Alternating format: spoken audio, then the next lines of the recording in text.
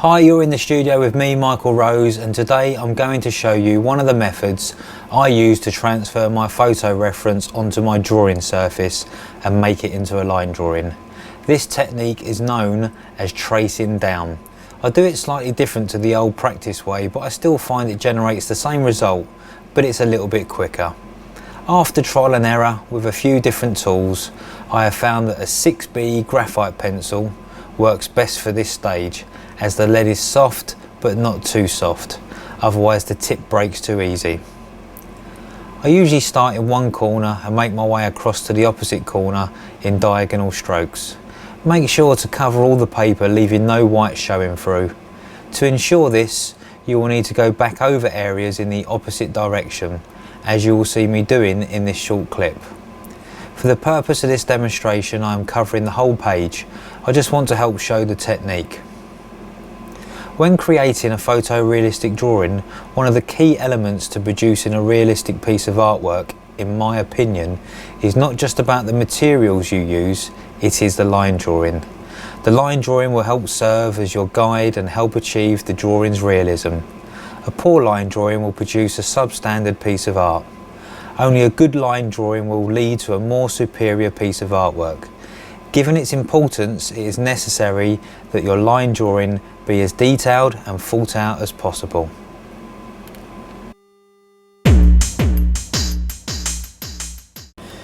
Okay, so now we're ready to make our line drawing.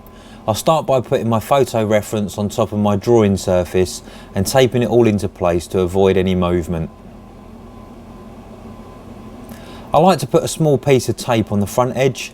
I use this as a handle to help lift up my photo reference to check my progress from time to time. You can see me demonstrating this in the video.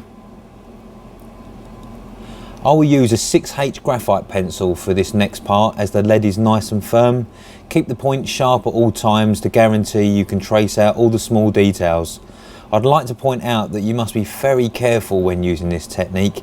If you press down too hard, an outline groove will appear on your drawing surface, which cannot be removed and might frustrate you later in your drawing. Here you can see I am showing how nice and light the line drawing is coming out onto my drawing surface, avoiding forming a groove in the paper from too much pressure.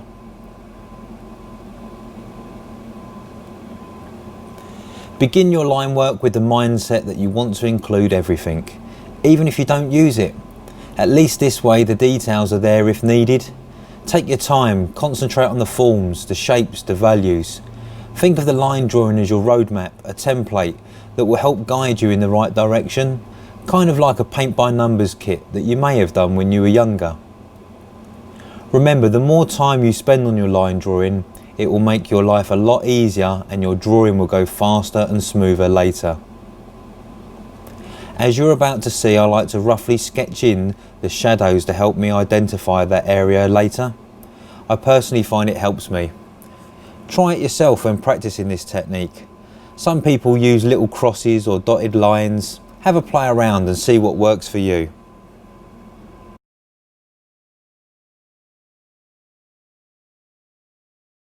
Another useful tool I use to help with my line drawings is graphite paper.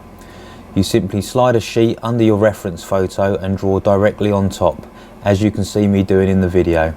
There are many ways to transfer drawings from one surface to another: light boxes, projectors, drawing freehand or with a grid. I never use a light box or light tables when preparing a photorealism line drawing, as the devices restrict the visibility of all the important details in the image. I don't like to use graphite paper throughout the whole process, as it leaves darker lines, as I am pointing out.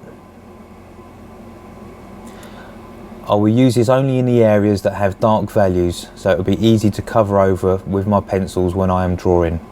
I'm now going to spend a few hours drawing out my line drawing, remembering to take my time and work with the mindset that I want to include every bit of detail, concentrating on the form, shapes and values.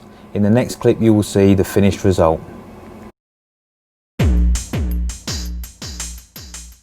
So here is my finished line drawing, all ready to be coloured in. Let me quickly tell you about the benefits of using graphite pencil and transfer papers. Before I discovered this technique, I used to spend hours drawing the images in the reference photo onto the support. I occasionally used the grid method, but mostly I pored laboriously over every detail in the image to replicate the image exactly on the drawing surface. While it was artistically rewarding and ego satisfying and receiving plenty of wows and that's awesome from everyone, it was also very time consuming. By the time I learned about artist transfer paper, I had already proven to myself and others that I knew how to draw. I no longer needed to constantly prove my drawing skills with every single artwork that I made, so I felt comfortable transitioning to the use of artist graphite paper. Basically, artist graphite paper speeds up the art making process, allowing me more time to spend creating new works of art. So that's it. If you have any questions, please comment below.